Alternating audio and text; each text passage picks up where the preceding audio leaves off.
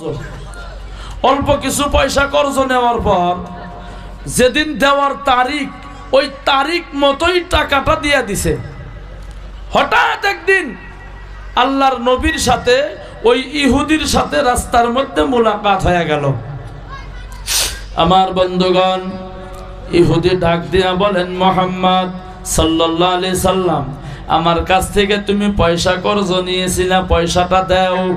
আল্লাহর নবী বললেন দিয়ে দিয়েছি। ইহুদি বলেন দাও নাই। আল্লাহর নবী বলতেছেন দিয়েছি, ইহুদি বলেন দাও নাই। বিশ্ব নবী বলেন দিয়েছি, ইহুদি বলেন দাও নাই। আমার বন্ধুগণ, এবার জোরে বলেন কোনটা ঠিক? দিয়েছি দাও নাই ঠিক কোনটা? আপনারা বলেন একবার। দিয়েছিটা ঠিক। আল্লাহর নবী বলেন আমি দিয়েছি, ইহুদি বলেন দাও নাই। ও বন্ধুগণ আমার, মুসলমান ভাইয়েরা, দুইজনের মধ্যে কথা কাটাকাটি চলতেছে। হঠাৎ করে একজন আল্লাহর নবীর নব মুসলমান সাহাবী ওই রাস্তা দিয়া বন্ধুগণ রওনা হয়ে গেল। রাস্তা দিয়া যাইতেছেন, যাওয়ার সময় দেখে আল্লাহর নবী একজন ইহুদির সাথে দুইজনে তর্ক করে। বিশ্ব নবী বলেন দিয়েছি, ইহুদি বলেন দাও নাই। আল্লাহর নবীর সাহাবী গিয়া বলেন, নবী গো, আপনারা তর্ক করেন কেন গো? কি হয়েছে আপনি একটু বলেন। আল্লাহর নবী বললেন, আমি এই ইহুদির কাছ থেকে অল্প কিছু পয়সা কর্জ নিয়েছিলাম, সময় মতো দিয়ে দিয়েছে। আমার বন্ধুগণ, ইহুদি বলে দেই নাই বলে। মুসলমান বন্ধুগণ আমার, আল্লাহর নবীর নব মুসলমান সাহাবী ডাক দিয়ে বলেন, নবী গো, আপনি যে টাকাটা ঘুরাইয়া দিছেন গো, তার সাক্ষী হইলাম আমি। জোরে বলেন না সুবহানাল্লাহ। আপনি যে টাকাটা ঘুরাইয়া দিছেন তার সাক্ষী আমি। ইহুদি চইলা গেলেন, সাক্ষী বানাইয়া গেছে। আমি যতই দাবি করিয়া আর পাবো না। ইহুদি বিদায় নিলেন। আল্লাহর নবী ওই নব মুসলমান সাহাবীকে ডাক দিয়া বলেন, এ সাহাবী, আমি যখন টাকাটা কর্জ নিলাম তুমি দেখো নাই, টাকাটা যখন আমি ঘুরাইয়া দিলাম গো, তাও তুমি দেখো নাই।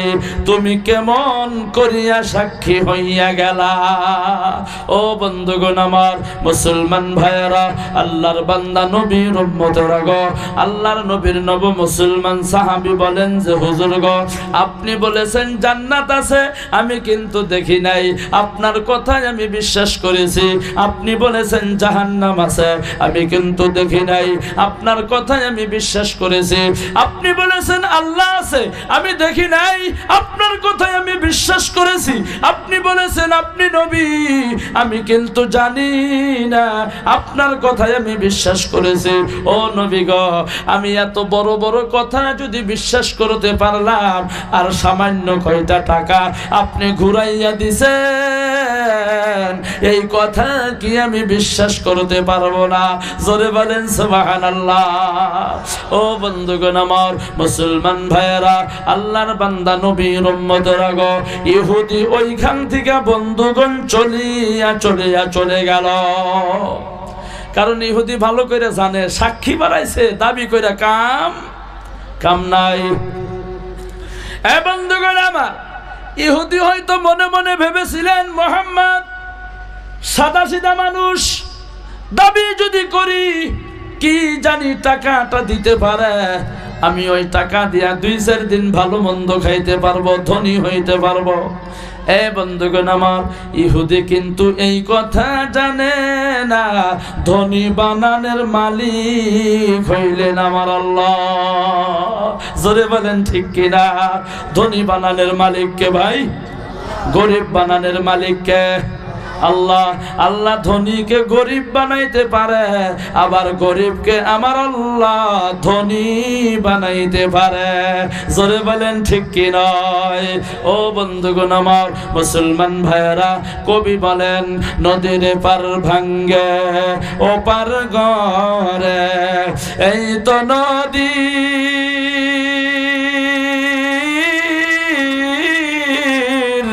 খেলা, নদীর পার ভাঙ্গে ওপার ঘরে এই তো নদী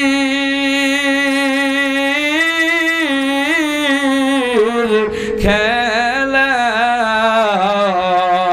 সকাল বেলা ধনী রে তুই ফকির সন্ধ্যা বেলা জোরে বলেন কথা ঠিক কি নয়? এ বন্ধুগণ আমার, আল্লাহর নবীর একজন সাহাবী তামাম গরিব মানুষ, টাকা নাই পয়সা নাই, চলতে পারেন না, বসতে পারেন না, খাইতে পারেন না, তামাম অভাব, এত গরিব রে বন্ধু। আল্লাহর নবীর কাছে গিয়া বলতেছেন, নবী গো আমার জন্য একটু দোয়া করিয়া দেন, আল্লাহ তাআলা যাতে আমাকে তামাম ধনী মানুষ বানাইয়া দেয়। আল্লাহর নবী বললেন, তোমার জন্য দোয়া করা লাগবে না। বলে কি করব? বলে তুমি বাড়িতে চলিয়া যাও, আল্লাহর রাস্তায় তুমি বেশি বেশি করিয়া দান করো, আল্লাহ তাআলা তোমাকে অটোমেটিক ধনী বানাইয়া দিব। আল্লাহর নবীর সাহাবী বাড়িতে চলে গেল, টেনশনে পড়ে গেল, চিন্তায় পড়ে গেল। আমাকে নবী বলেছেন দান করো, আল্লাহ ধনী বানাইয়া দিব, আমি কি দিয়ে দান করব? আমার কাছে তো টাকা নাই, পয়সা নাই, কেমনে করিয়া দান করিয়া দিব?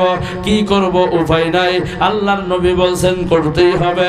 বাড়ির মধ্যে যত যাহা কিছু ছিল রে বন্ধু, আজকে একটু, আগামীকাল একটু, তারপরে একটু, এই একটু একটু করে করে করে করে দান করতে করতে আমার আল্লাহ তাআলা ওই দান কবুল মঞ্জুর করে আনিল। এত ধনী হইয়া গেল, এত ধনী হইয়া গেল, টাকা খাওয়ার মতো মানুষ নাই। বাড়িতে নিয়ে মানুষকে টাকা দেয়, কেউ টাকা নেয় না রে বন্ধু। এত ধনী হইয়া গেল, আল্লাহর নবী জানাইয়া দিলেন, ধনী মানুষের চাইতে গো গরিব মানুষ 500 বছর আগে আল্লাহ তাআলার জান্নাতে চলিয়া যাইব। জোরে বল সুবহানাল্লাহ। ধনী মানুষের চাইতে গরিব মানুষ কতশো বছর আগে জান্নাতে যাইব? 500 বছর আগে জান্নাতে যাইব। সাহাবার মেজাজ গরম হয়ে গেল, কি হলো? তাহলে কি আমি জান্নাতে যাইতে পাশে পড়তেছি? না, এইটা হইতে পারে না। আমি জান্নাতে যাইতে পাশে পড়তে পারি না, আমি জান্নাতে আগে যাইতে চাই। সাহাবা তাড়াতাড়ি চলে গেলেন বিশ্ব নবীর নিকটে, যায় সালাম দিয়া বলেন, নবী গো আমার জন্য দোয়া করিয়া দেন। বলে কেন? আল্লাহ তাআলা যাতে আমাকে আগের মতো গরিব বানাইয়া দেয়। আল্লাহর নবী বললেন, কেন, কি হলো? বলে হুজুর আপনি বলেছেন ধনী মানুষের চাইতে গরিব মানুষ 500 বছর আগে আল্লাহর জান্নাতে যাবে। ও নবী গো আমি তামাম ধনী হইয়া গেলাম। ও নবী গো আমার টাকা কেউ নেয় না, বাড়ি বাড়ি গিয়া টাকা দেই তাও নেয় না। নবী গো আমার টাকা কেউ নেয় না, বাড়ি বাড়ি গিয়া টাকা দেই তাও নেয় না। এত ধনী হইয়া গেলাম, এই ধনী হইয়া যদি আমি জান্নাতে যাইতে পাশে পড়া লাগে, এই ধনী হইয়া থাকার আমার কোনো প্রয়োজন নাই। ও নবী গো আপনি দোয়া করিয়া দেন, আল্লাহ তাআলা যাতে আমাকে আগের মতো গরিব বানাইয়া দেয়। আল্লাহর নবী জানাইয়া দিল, তোমার জন্য দোয়া করা লাগবে না। বলে কি করব? বলে তুমি গো আজকে থেকে দান খয়রাত করা বন্ধ করিয়া দাও। ও বন্ধুগণ আমার, আল্লাহর নবী জানাইয়া দিল, দান খয়রাত করা বন্ধ করে দাও, তুমি অটোমেটিক গরিব হইয়া যাইবা। ও মুসলমান বন্ধুগণ আমার, এই কথার মাধ্যমে আমরা কি বুঝলাম? দান করলে মালের মধ্যে বরকত দেনেওয়ালা মালিককে, আরো জোরে বলেন কে? দান না করলে মাল থেকে বরকত উঠাইয়া নেওয়ার মালিককে। ও বন্ধুগণ আমার, এবার প্রশ্ন আসতে পারে, দুনিয়ার মধ্যে অগণন মানুষ দেখি জীবনে কোনোদিন দান করেন না, নামাজও পড়েন না, আল্লাহর হুকুম মানেন না, রোজাও রাখেন না, কিন্তু তারপরেও তামাম ধনী 3 তালা বিল্ডিং করেছে, রড বাহির করিয়া রাখছে, আর 1 তালা বানাবে বলে। আর জীবনভর নামাজ পড়লাম, একটা রোজা বাদ দিলাম না, দান খয়রাত করা বাদ দিলাম না, তারপরেও তো আমার আল্লাহ ধনী বানায় না। ভাই রিজিকের মালিক কে? আরো জোরে বলেন, রিজিকের মালিক কে? আল্লাহর নবী বলেন এই দুনিয়াটা হলো মুমিনদের জন্য জেলখানার মতো, আর বেঈমানদের জন্য হলো এই আমার বন্ধু দুনিয়াটা আরামের জায়গা, আখিরাতটা হলো মুমিনদের জন্য বন্ধু অনন্তকাল আমার বন্ধু আরামদায়ক জান্নাত, আর কাফিরদের জন্য হলো বন্ধু জাহান্নাম। ও বন্ধুগণ আমার, মুসলমান ভাইয়েরা, আল্লাহর বান্দা নবীর উম্মতেরা গো, আল্লাহ তো ফেরাউনকেও ধনী বানাইছিল না নাই গো? নমরুদকেও আল্লাহ ধনী বানাইছিলেন, সাদ্দাতকেও আমার আল্লাহ ধনী বানাইয়াছিল। আমার বন্ধুগণ, নমরুদ এত ধনী হইয়া গেল আমার বন্ধুগণ, আল্লাহকে মারার জন্য রে বন্ধু নমরুদ তীর নিক্ষেপ করিয়া দিল। আল্লাহ তাআলা আমার বন্ধু একটা ল্যাংড়া মশা নাকের মধ্যে দিয়া ঢুকাইয়া মগজের মধ্যে বসাইয়া পরজাদের পিঠনা খাওয়াইয়া দাসীর পিঠনা খাওয়াইয়া আমার বন্ধুগণ দুনিয়া থেকে বিদায় করিয়া দিল। ফেরাউন নিজেকে আল্লাহ দাবি করেছিলেন, আনা রব্বুকুমুল আলা, আমি হইলাম বড় আল্লাহ, নিজেকে আল্লাহ দাবি করেছিলেন। বন্ধুগণ আমার, আল্লাহ তাআলা ফেরাউনকেও আল্লাহগিরি শিক্ষা দিয়ে দিল। রাস্তা কিন্তু একটা, জোরে বলেন কয়টা? জোরে বলেন কয়টা? রাস্তা কিন্তু একটা। আমার বন্ধুগণ, মুসা নবী গো দলবল লইয়া রাস্তা দিয়া বন্ধুগণ পার হইয়া গেল। ফেরাউন বন্ধু রাস্তার মাঝে যাওয়ার লগে লগে চূর্ণ বিচূর্ণ হইয়া লোহিত সাগর নীল নদীর মধ্যে রে বন্ধু ডুইবা পানি খাইয়া টেপা মাছের মতো ফলিয়া এই দুনিয়ার থেকে বন্ধুগণ বিদায় হইয়া গেল। আজকে পর্যন্ত ফেরাউনের লাশটা দুনিয়ায় আছে। মাছি মশা পড়ে না, পোকা মাকড় পড়ে না আমার বন্ধুগণ, মাছি মশা পোকা মাকড় বন্ধুগণ কিচ্ছু পড়ে না। তার মানে কি আমার বন্ধু ওই ফেরাউনের লাশটা করে বন্ধু মাছি মশা পোকা মাকড় পর্যন্ত ঘৃণা করে। ও বন্ধুগণ আমার, মুসলমান ভাইয়েরা, গতিকে এমন ধনী হওয়ার কোনো দরকার, কথা বলেন দরকার আছে গো? দরকার নাই। আমার বন্ধুগণ, যেই ধনী জাহান্নামের আগুন নিয়ে যায় এই ধনী হইয়া থাকার দরকার নাই আমার বন্ধুগণ। সেই জন্য আল্লাহ দিয়া দন বজে মন কাইরা নীতি কতক্ষণ, আল্লাহ দিতেও পারে নিতেও পারে আমার বন্ধুগণ। মুসলমান ভাইয়েরা, আল্লাহর বান্দা নবীর উম্মতেরা গো, মানুষ যখন দুনিয়ার থেকে বিদায় হইয়া যায় তার সমস্ত আমলের দরওয়াজা বন্ধ হইয়া যায়। মাত্র 3টা রাস্তা খোলা থাকে, তার মধ্যে একটা হলো বন্ধুগণ সদকায়ে জারিয়া।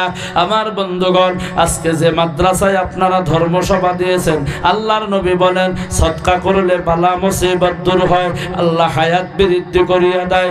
as-সাদাকাতু তারুদ্দুল বালা ওয়া তাজিদু ফিল উমার। ও বন্ধুগণ,